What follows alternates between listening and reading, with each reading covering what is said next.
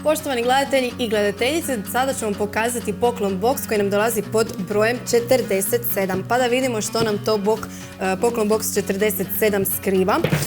Evo, prvo ću izvaditi ovaj neseser koji nam itekako dobro dođe kada se spremamo za neka putovanja i da provjerimo što tu sve ima unutra. Ovaj neseser nam je nekako koncipiran kao one ruske babuške, u svakom slučaju jako simpatičan. Unutra imamo sve manju i manju torbicu. Tako da ako vam neka veličina ne odgovara ili idete na neki kraći put, na dulji put, stvarno se možete kombinirati sa ovim neseserima, jer koja god veličina vama treba, ovaj neseser to i ima. Dolazi nam u ovim lijepim tamnim tonovima, dakle imamo kombinaciju crne, smeže i zlatne s kojom nikako ne možemo pogriješiti.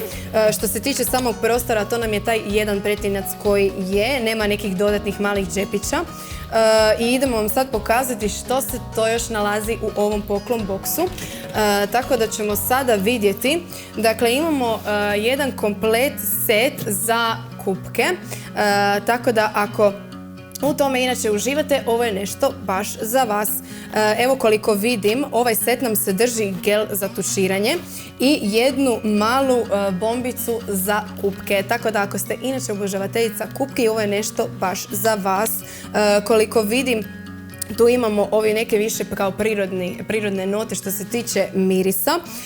Tako da ako više malo volite tako neke tonove, a ne umjetne, onda je ovo definitivno nešto s čim ne možete pogriješiti. Dakle, predivan set za kupke. Možete pronaći u ovom poklon boksu broj 47, isto kao i ovaj neseser, kojem ću vam sada još malo i pokazati. Dakle, imali smo ovaj set, gdje nam je gel za tuširanje, bombica za kupke, koje sam sigurna da imaju predivne mirise, baš za pravo opuštanje.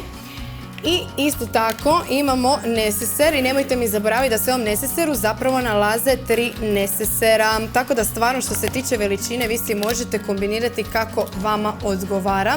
Jer imamo od ovih manjih koje možete sa sobom nositi u svojoj torbi do ovih nešto većih gdje možete nositi šminku ili općenito neke higijenske proizvode. U svakom slučaju ovaj neseser će biti uz vas uz svaku priliku što god vas je snašlo.